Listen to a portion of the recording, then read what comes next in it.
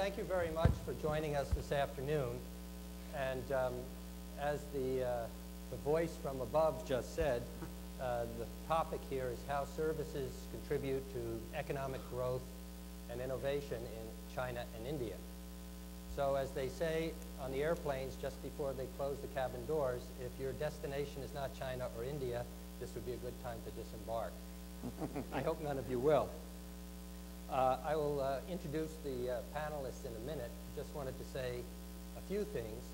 Certainly there are many differences between China and India, but in looking at the services situation, I think there also are a number of common issues as one looks at the current landscape in these countries, and also, perhaps more importantly, looks at the horizon, at least as far as the services industries are concerned. First of all, obviously, both China and India very much want to maintain and possible increase the economic growth that they have been experiencing recently.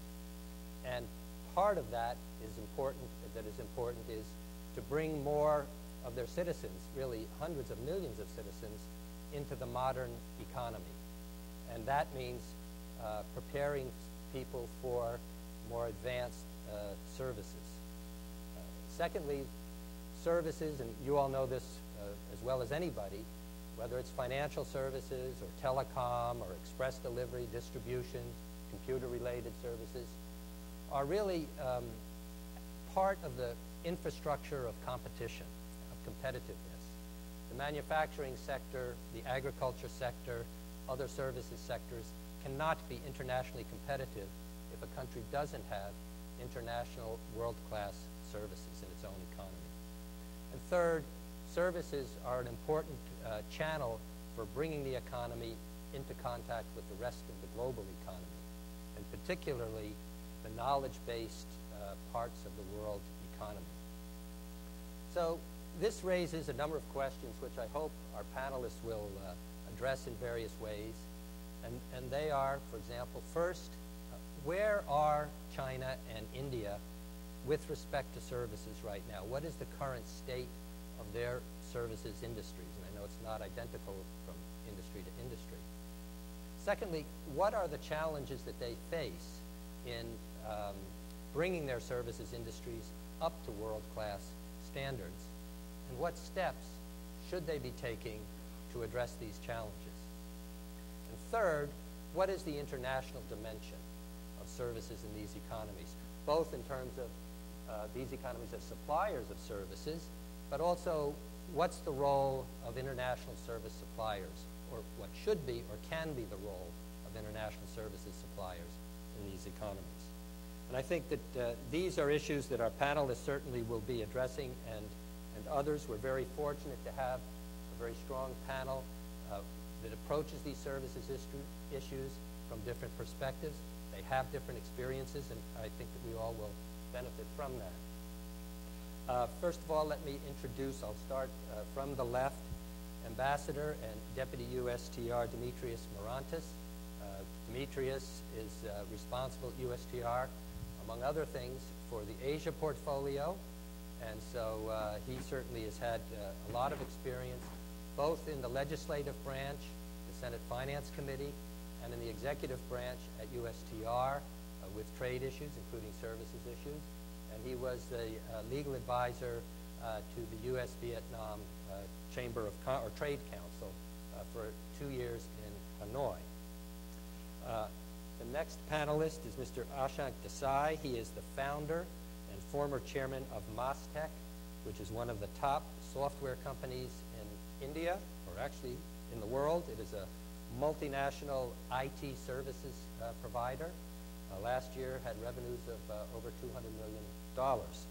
He also is a founding member and a former president of the National Association of Software and Services Companies, and he is also a former vice president of the Asian Oceanian Computer Industry Association. So clearly he has been at the forefront of India's advances in services.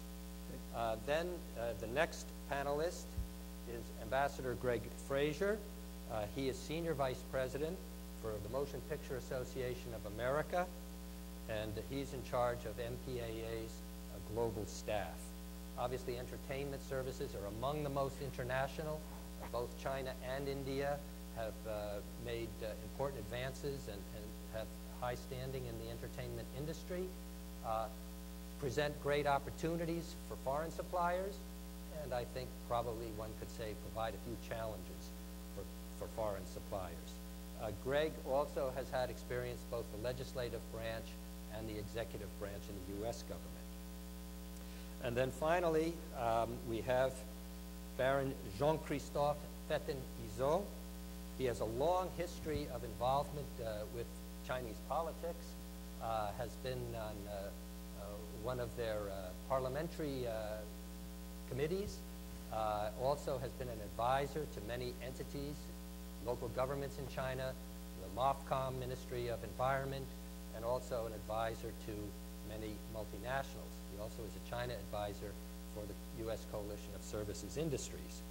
Currently, he is the president of the Royal Institute for East-West Studies, which is affiliated with Oxford University. So I welcome our panelists and look forward to their contributions. The format is that each panelist will be given 5 minutes to give an initial presentation, and then after the 4 panelists speak, we will open it up for questions and answers. I am going to ask Ambassador Marantis to speak first. He has a commitment that will require him to leave shortly after his presentation, and he has assured me that I should not take that personally, so I won't. But Demetrius, you have the floor. Thank you. Thanks, Peter. First of all, let me just start by underscoring, which I'm sure you have all heard over and over and over today, the unbelievable work that CSI does to promote trade and services here in Washington. I have been working with Bob, John, and the team at CSI for many years in my former iteration on Capitol Hill and in this iteration, and from really advancing the cause of trade and services to being supportive of initiatives like expanding our trade adjustment assistance program to cover services workers. CSI has really been at the forefront of trade and services initiatives, and you know, I and many of us in the trade community that really work hard to try to push these issues forward owe an eternal debt of gratitude to the hard work that CSI does. On that note, too, I also just would like to recognize the unbelievable contributions to trade policy that Peter Allgaier has made over the years. We would not be where we are on trade and services issues had it not been for Peter. He leaves huge shoes to fill at USTR, and I'm reminded of that on a daily basis. So thank you very much, Peter. So today, the question before us on this panel is how services contribute to innovation and growth in China and India. And that's obviously a critical question to answer in Washington and in the United States, because the services industries, by and large, remain very misunderstood. Too often, services are viewed as easily outsourced, low-wage jobs, and the services industry, as a result, is too often viewed as what's left in an economy once manufacturing has moved to countries with cheaper labor. You and I know that that's not true. Services are the essential infrastructure of a modern economy. The bandwidth and digital conveyors of information and communications, knowledge industries, finance, health centers, distribution networks, all of these are pathways that underpin a new kind of business revolution. Services business are, you know, the word that I guess we use in services land, force multipliers that expand opportunities and increase productivity across other sectors of the economy. But that only works if we keep our economies open. As misplaced as a mercantilist orientation is with regard to goods, it is even more so with respect to services. Services imports bring with them embedded technology, know-how, and innovation. Researchers are also finding the downstream effects of services FDI is more profound than foreign direct investment in other sectors. The United States is the world's largest importer of services, and no doubt that's one of the elements that keeps us competitive.